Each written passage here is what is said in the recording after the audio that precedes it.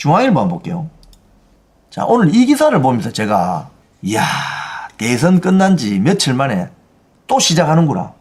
내년 부산 박 터지겠네요. 이재명 대통령이 벌써 지방선거 정조준. 이렇습니다, 여러분. 이러니까 이기는 거예요, 선거를 하면은.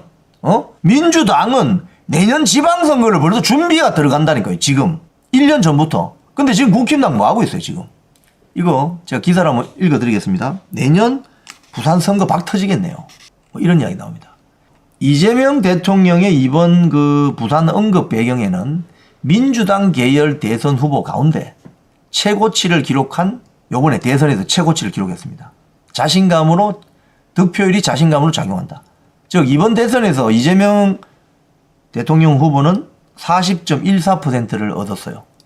그런데 지난번보다 38.15보다 올라간 거예요, 이게. 그러니까 재수했는데 점수 올라간 거죠. 문재인 대통령은 별 변동이 없었습니다. 재수를 했는데도 별 변동이 없었습니다. 노무현 대통령은 29.85밖에 안 됐습니다. 부산에서만 득표율이. 그러니까 이재명 대통령 후보가 이번에 해보니까 이거 되는데? 여기 보세요. 부산 이재명 올라가죠. 20대부터 올라갔죠. 문재인 오히려 내려갔죠. 내려갔는데 당선됐잖아요. 울산 마찬가지입니다. 울산 또 올라갔죠. 이번에 경남도 올라갔죠. 자, 이러니 지금 이재명 대통령 입장에서는 야, 이거 된다. 해보니까 된다. 지방선거 준비하라고 지금 오다를 내린 겁니다. 자, 그런데 여기서 제가 이제 이 기사가 이제 부산, 울산, 경남에 이 포커싱이 되어 있으니까 좀 양해하시고 좀 들어주세요. 이게 대구, 경북일 수도 있고, 광주, 전남일 수도 있고, 뭐 전라북도일 수도 있고, 대전, 충남, 충북, 강원도, 제주도일 수도 있습니다, 여러분. 여러분이 사시는 곳에 이야기하고 비교를 해보세요. 이재명 대통령이 이 이야기를 합니다. 보세요. 부산 공약 추진에도 속도를 내고 있다. 제가 이거 며칠 전에 방송에서 아주 세게 이야기했습니다. 첫 국무회의에서 세종에 있는 해양수산부를 부산으로 이전하라고 신속하게 준비해라. 1번. 그 다음, 부산 유세 중에 대한민국의 해양국가화, 부산의 해양수도화를 위해서 해수부가 중요한 일을 해야 된다. 그 다음, 해양수산 정책을 담당할 대통령실에 해양수산 비서관도 신설했다. 그 이후에 또 뭐가 있습니까? 현대상선 HMM도 이전한다. 여기 또 보세요. 부산 지역의 유일한 그 민주당 현역 의원 전재수 의원, 뭐 시장 출마 이야기도 나옵니다. 이런 이야기 하죠. 보세요. 이번 대선 과정에서 해수부와 HMM, 현대상선 이전 등 이런 단편적인 공약만 화제가 되었지만 사실은 부산 공약은 근본적으로 대한민국 발전 전략이라는 큰 틀에서 기획이 되고 있다. 북극 항로 시대에, 즉 온난화가 되면 북극의 얼음이 녹습니다. 그럼 그리로 배가 갈 수 있어요. 북극 항로 시대에 부산을 해양수도로 키워서 물류 조선 산업을 선점할 수 있도록 하고, 해수부 HMM 본사를 이전하고, 회사 전문법원 동남투자은행 신설, 부산 북항의 야구장 건립, 이런 거 이야기 다 나옵니다. 그러니까 제가 부산이 고향이지 않습니까? 부산 사람들 입장에서 이걸 보면요, 와, 이거 너무 좋다. 이거 부산항 북항에 그 원래 부두 있던 걸 다 저기 진해하고 저 부산 강서 가덕도 있는 부산 신항으로 다 옮기거든요. 거기에 큰 부산 매립을 해서, 그 매립을 처음에 시작한 게 노무현 대통령 때부터입니다. 그러니까 제가 전에도 말씀드렸지만은 YS가 부산에 남겨준 업적은 부산 신항 만드는 거. 이 국가적인 진짜 메가포트를 만들어준 거죠. 노무현 대통령은 자기 임기 마치기 직전에 부산 북항 그 매립지를 남겨놨어요. 문재인은 별로 남겨놓은 게 없는 것 같습니다. 자, 그런데 우리가 전임 보수 정권 생각해 보세요. 이명박 정권, 박근혜 정권, 윤석열 정권, 부산, 울산, 경남에 뭘 남겨줬죠? 자, 여러분이 살고 있는 지역을 생각해 보세요. 대구, 경북에 뭘 남겨줬죠?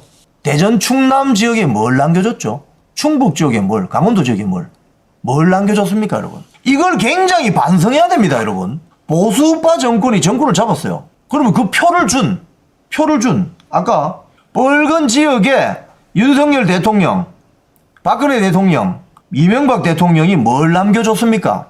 여러분, 한번 이야기해 보시죠. 여러분 살고 있는 지역에 뭘 남겨줬습니까? 이명박 대통령은 대운하 건설한다고 해가지고 뭐 4대강 보. 박근혜 대통령은 대구 경북에 뭘 남겨줬죠?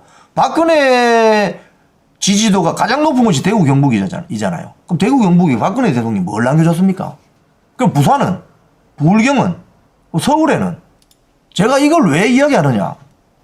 지지 세력을 넓혀가려면 그 지지 세력이 원하는 걸 해줘야 됩니다.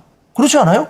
원하는 것도 안 해주는데 나는 뭐 평생 뭐 떠나간 서방님 기다리는 뭐 춘향이처럼 내 혼자 짝사랑해야 됩니까?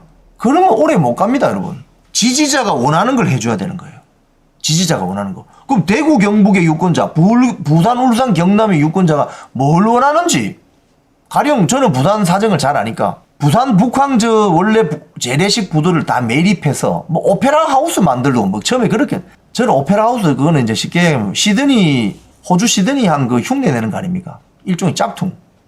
제가 짝퉁이라면 너무 또 기분 나빠하실 수 있으니까 하여튼 그 시드니 항에 있는 거 흉내 내는 거 아니에요. 제가 봤을 때는 흉내를 내도 부산 실정에 맞게 흉내를 내야 돼요. 거기다 야구장 하나 만들어주면 됩니다. 그러면 서울에 있는 롯데 자이언트 팬들이 2시간 반만 KTX 타면 부산역 딱 내려가지고 바로 걸어서 10분 만에 딱 가면 야구장이 있는 대박 날 겁니다, 아마. 이 이야기를 국민의힘 세력들은 하질 않아요. 하질 않아. 국민의힘 국회의원들은 이런 이야기를 하질 않는다고. 누가 하느냐? 민주당 국회의원들이 합니다. 이게 실태입니다, 여러분. 그러면 누굴 찍겠습니까? 부산의 유권자들이. 누굴 찍겠어요? 야구장 만들어준다는데. 현대상선 본사 옮겨준다는데. 해수부 옮겨준다는데. 거기 찍지. 그러면 표가 거리로 가지. 국민의힘으로 가냐고, 그 표가. 이게 문제라는 겁니다. 이게 지금 국민의힘의 문제는.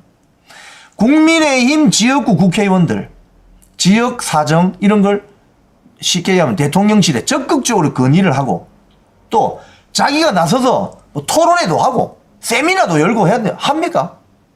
안 하잖아요. 그러니까 계속 조금씩 넘어가는 거예요. 제가 한번 더 하나 보여드릴게요. 1995년 제1회 전국 지방선거, 98년 2회 선거 이렇게 쭉 연도별로 쭉 이렇게 변하는 모습. 자, 빨간색이 보수 우파 정당입니다. 파란색이 좌파 정당입니다. 파란색이 이제 민주당이죠. 빨간색이 뭐 국민의힘, 새누리당, 뭐 한나라당이죠. 요 처음에 요 초록색 요거는 아마 자민련 쭉 보시면 어떻게 됩니까? 2000년대 딱 들어오면 파란색이 더 많아지죠. 요건 뭐냐 하면 역대 광역단체장 선거 결과입니다. 그러니까 서울시장, 대전광역시장, 뭐 광주시장, 부산시장, 대구시장, 뭐 충북도지사, 강원도지사, 뭐 제주도지사 이런 광역자치단체장. 그림 딱 보세요. 30년 전부터 30년 전만 해도 빨간색이 더 많았죠. 그죠? 근데 2000년 들어와서는 어떻게 됩니까? 파란색이 더 많아집니다. 그나마 제일 오른쪽에 있는 요거는 윤석열 대통령이 들어와서 처음 치룬 지방자치 선거인데 여기서 국민의힘이 선전했습니다. 서울, 인천 다 가져갔고요. 경기도도 거의 안 뺄 뻔했는데 강용석 의원하고 강용석 변호사하고 단일하고 안 되는 바람에 못 가져온 거죠. 충북, 충남, 세종, 대전시장 다 가져왔습니다. 강원도지사, 대구, 경북, 울산, 부산, 경남 다 가져왔습니다. 이게 뭘 말해주느냐 지금. 지방자치 선거를 쭉 해보니까 민주당의 땅이 계속 넓어지고 있는 걸 알 수 있어요. 여러분 이게 한 30년 통계를 보면 보세요. 민주당 땅이 넓어지잖아. 파란색이 민주당입니다. 이게 왜 이러냐 이게 왜.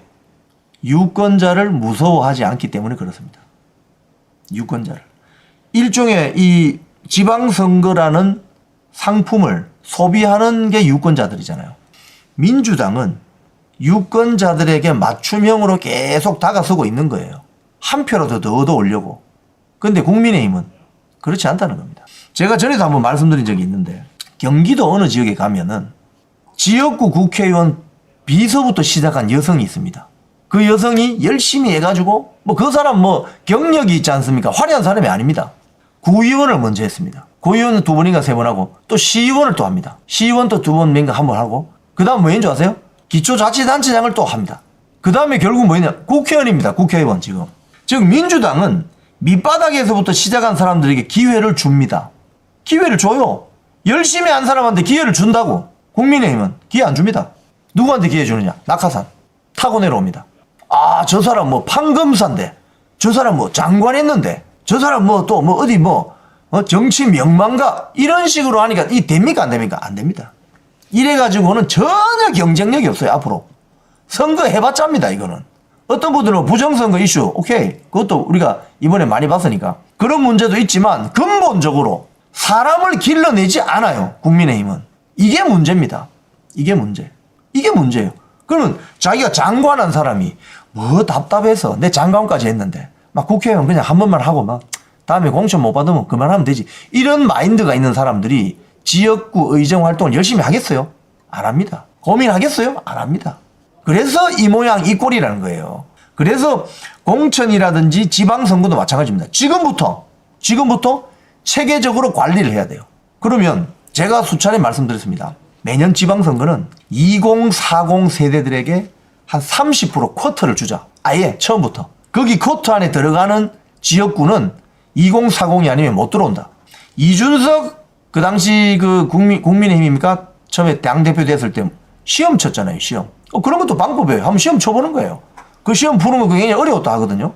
그러니까 이 뭐 완전 검증도 제대로 되지 않은 사람들이 선거철만 되면 완전히 똥파리처럼 우글거리는 이런 구조 속에서는 새로운 정치 세력이 나올 수가 없다는 거예요. 이게 국민의힘이 처해 있는 현실이다. 그게 현실이다. 또 지방의회 뭐 도의원, 구의원, 군의원, 시의원들이 전부 지역구 국회의원 눈치만 보고 있다. 왜? 눈치 잘 보여야 공천 받으니까. 이런 구조 속에서는 새로운 정치 세력이 나올 수가 없다는 거예요. 국회의원 공천 자체부터 뭐 이상하게 줄 타고 들어오고, 한동훈이가 그 이야기 했잖아. 그 짓을.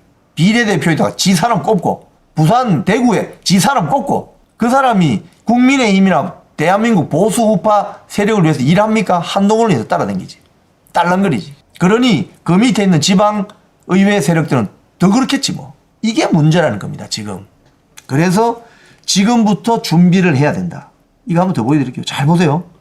30년 전에 빨간색이 더 많았는데 갈수록 파란색이 많아지죠. 2010년 들어와서는. 이게 뭘 말해줍니까? 고객 관리가 안 된다는 거지. 고객 관리가. 에? 고객 관리가 안 된다는 거예요. 지금 이 빨간 팀은. 이 제일 오른쪽에 있는 윤석열 대통령이 집권하고 나서 그나마 윤석열 대통령 뭐 선친이 충청도니까 충청도, 또 본인이 서울이니까 서울, 영남, 강원도 이렇게 지방선거에서 압승인데 내년 어떻게 될 거예요? 내년 이런 식으로 가면 시퍼렇게 되는 거 아니야? 완전히 이게 좀 시퍼렇게, 대구, 경북 뭐 일부까지 포함해서 좀 시커멓게 되는 거 아니야? 그런 생각이 든다 이 말입니다. 제가 그래서 이야기를 오늘 많이 했습니다.